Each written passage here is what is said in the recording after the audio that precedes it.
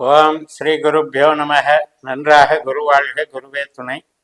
பரபிரம்ம ருத்ரகாயத்ரி ஞானஸ்தலத்து நண்பர்களுக்கு வணக்கங்களும் வாழ்த்துக்களும். இந்த பதிவு மிதுன லக்ன அன்பர்களுக்கு. சுக்கிரன் தன்னுடைய சொந்த நட்சத்திரமான பூர நட்சத்திரத்தில் சிம்ம ராசியில் பயணிக்கிற 11 நாட்களுக்கான பலன். அதாவது ஆகஸ்ட் 11ஆம் தேதி பூர நட்சத்திரத்தில் சுக்கிரன் பிரவேசிக்கிறார். ஆகஸ்ட் 22 வரைக்கும் அந்த நட்சத்திரத்தில் இருக்க போகிறார். அப்போ தன்னுடைய நட்சத்திரத்தில் அந்த கிரகமானது சுக்கிரன் மிகப்பெரிய பலத்தை அடைகிறது. இப்போ மிதுன லக்னத்திற்கு சுக்கிரன் யார் அப்படின்னா 5ஆம் பாவமான துலா ராசிக்கு அதிபதி, 12ஆம் பாவமான மேசராசிக்கு அதிபதி. 5 அப்படிங்கிறது விளையாட்டு, கலைகள், ஆசை, பாசம், நேசம் மற்றும் 5ஆம் இடத்துல கல்வி இருக்குது, ஆழ்ந்த அறிவு இருக்குது, ஈடுபாடுகள் இருக்குது, நம்ம குழந்தைகள் இருக்குது, சந்தோஷம், மகிழ்ச்சியெல்லாம் இருக்குது. 12ஆம் இடம் என்பது இடம் விட்டு இடம் போகிறது, பிரயாணம், மூலதனம், வெளிநாடு, ஆராய்ச்சி, கல்வி, இது சம்மந்தப்பட்ட விஷயத்தை வச்சிருக்கு. செலவுகளை குறிக்கிறதும் 12ஆம் இடம் தான்.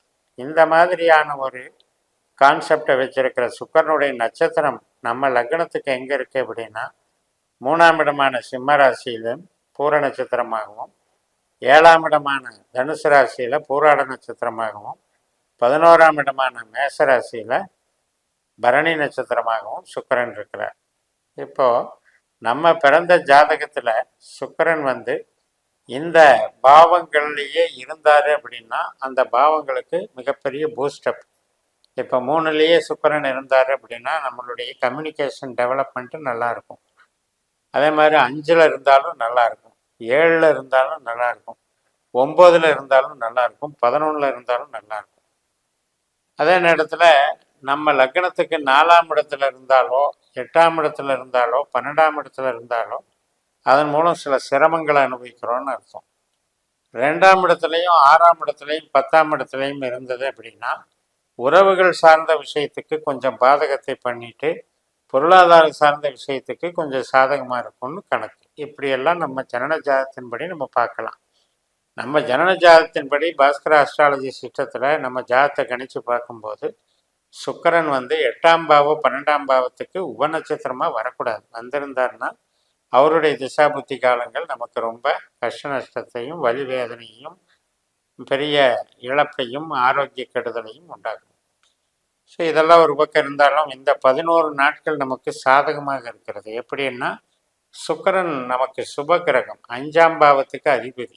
அப்போ அந்த 5ஆம் பாவத்துக்கு உண்டான பலனையும் வளர்ச்சி பண்ணுவார். 3ஆம் பாவத்தில் அவர் இருக்கிற பாவத்தினுடைய பலனையும் வளர்ச்சி பண்ணுவார்.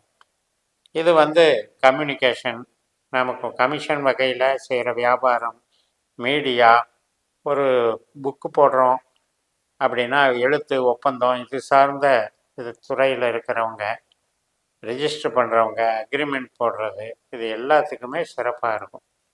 கலைகள் சார்ந்த அத்தனை கலைகளுக்குமே இது நல்லது பண்ணும். டிசைனிங்கு, நம்முடைய சாஃப்ட்வேர் ஸ்கில்ஸு மற்றும் வேறு விதமான கலைகள் இருக்கு இல்லையா, ஒரு பரதநாட்டியம், டான்ஸு, பாட்டு மற்றும் சினிமா துறை, நடிப்பு, இது சம்மந்தப்பட்ட அனைத்து கலைகளுக்குமே ஒரு மெருகேற்றக்கூடிய ஒரு அமைப்பு சுக்கிரனுக்கு உண்டு. அப்போ இந்த 11 நாட்களில் இந்த ஃபீல்டில் இருக்கவங்களுக்கெல்லாம் ஒரு மிகப்பெரிய ஒரு பூஸ்டப் கிடைக்கும். அந்த மாதிரி நம்ம பயன்படுத்திக்கலாம். சுக்கிரனுடைய வலுவை பயன்படுத்தும் போது நல்லாயிருக்கும். திருமணம் சம்மந்தப்பட்ட காரியங்களுக்கும் சந்தோஷமாக நடத்தி கொடுக்கறதுக்கு இது சாதகமாக இருக்கும். அதாவது இப்போ நம்ம இஷ்டப்பட்ட திருமணமாகட்டும், நம்மளே அரேஞ்ச் பண்ணுற திருமணமாகட்டும், அது எல்லாத்துக்கும் சுக்கிரனுடைய வலு தேவை. அப்போ அந்த சுக்கிரன் இடைஞ்சல் இல்லாமல் எல்லா நிகழ்வுகளையும் கரெக்டாக கொண்டு போய் சேர்த்து அந்த திருமணம் வாழ்க்கை வரைக்கும் அது ஸ்டார்டிங் பண்ணுற வரைக்கும் ஹெல்ப் பண்ணுறதுக்கு பவர்ஃபுல்லாக வேலை செய்யும்.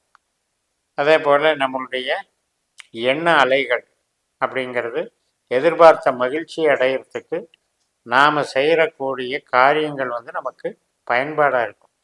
நம்ம எடுக்கக்கூடிய முயற்சிகள், நம்மளுடைய செயல் திட்டங்கள், இதெல்லாம் நமக்கு முன்னேற்றத்தை கொடுக்கும், அந்த அளவுக்கு வளர்ச்சியை கொடுக்கும். இப்போ நமக்கு பணவரவு, சேமிப்பு அப்படிங்கிறது சீராக இருக்கும். அதே நேரத்தில் ஒரு இடம் மாறுறது, ஒரு ஃபீல்டு மாறுறது, ஒரு வீடை விட்டு இன்னொரு வீட்டுக்கு போகிறது, அல்லது வீடை விற்கிறது, இடத்த விற்கிறது, வாகனத்தை மாற்றுறது, இது மாதிரியான மாற்றங்களுக்கும் சப்போர்ட் பண்ணும். சொந்த ஊர்லேருந்து வேறு ஊருக்கு போகிறது, பிரயாணம் பண்ணுறது, இதுக்கும் இந்த 11 நாட்களில் சாதகமாக இருக்கும்.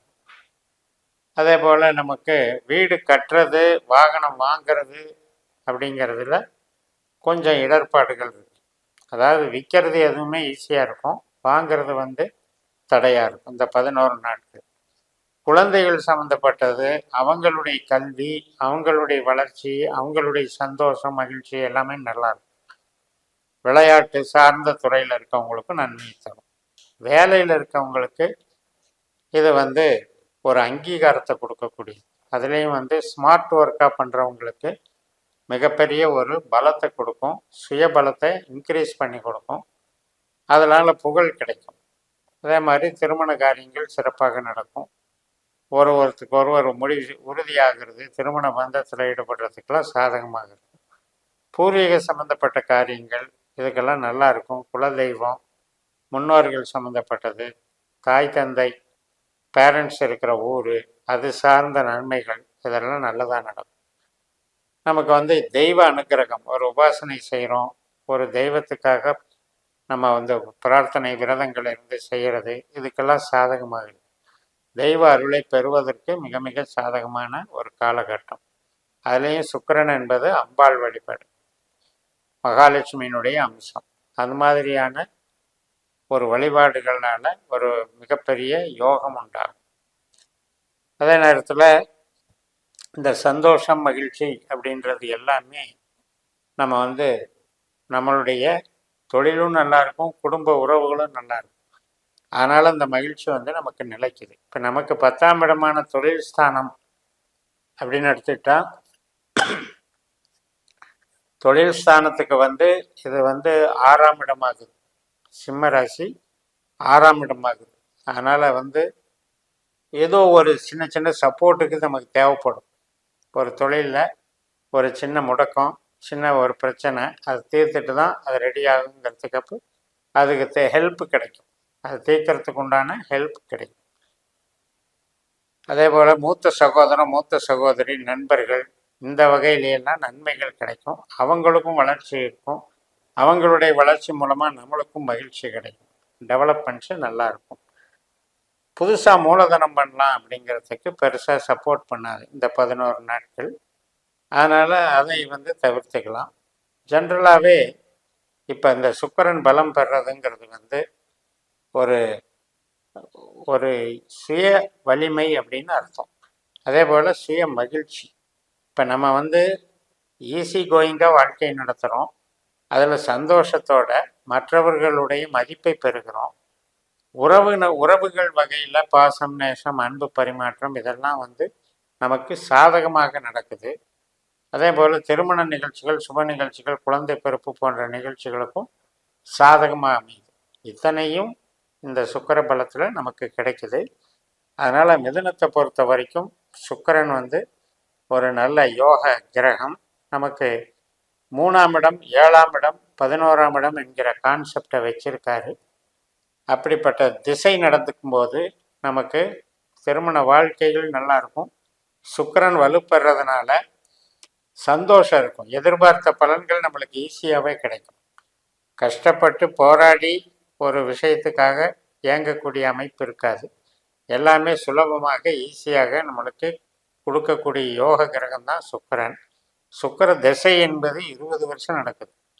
அப்போ 20 வருஷம் நம்ம பிறக்கும் பொழுது சுக்கிர திசை வர்ற மாதிரி எந்த வயசில் வருதோ அந்த 20 வருட காலங்களும் இந்த 3ஆம் இடம், 7ஆம் இடம், 11ஆம் இடம், இந்த 3 பாவங்களும் இயங்கி நமக்கு சந்தோஷத்தை பெருக்கி கொடுக்கும்.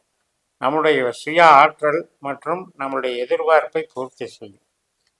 அதனால் எந்த விதத்தில் நமக்கு மைனஸ் அப்படின்னு எடுத்துக்கிட்டிங்கன்னா, 8ஆம் பாவ 12ஆம் பாவ உபநட்சத்திரமாக நமது ஜனஜாதத்தில் வந்திருந்தால், சுக்கிர திசை நடந்தால் நமக்கு அது கெடுதல் பண்ணும். அப்போ அது அவங்களுடைய தனிப்பட்ட ஜாதகங்களை பொறுத்து அது வேலை செய்யும். இப்போ நாம் இங்கே இந்த பதிவில் சொல்ல வேண்டிய விஷயம், இந்த 11 நாட்களில் கோச்சாரத்தில் தற்காலத்தில் அந்த 11 நாட்களில் இவ்வளவு பலன்களையும் சிறப்பையும் தர்றாங்க அப்படிங்கிறத நாம் பயன்படுத்திக்கலாம்னு சொல்லி நிறைவு செய்கிறேன். இந்த சேனலை சப்ஸ்கிரைப் பண்ணி ஷேர் பண்ணுங்கள். உங்கள் தனிப்பட்ட ஜாதக பலாபலன்களை என்னுடைய வாட்ஸ்அப் நம்பரில் தொடர்பு கொண்டு பலன் பெறுங்கள். உங்களிடமிருந்து விடைபெறுகிறேன். உங்கள் ஜெயம்எஸ். நன்றி, வணக்கம்.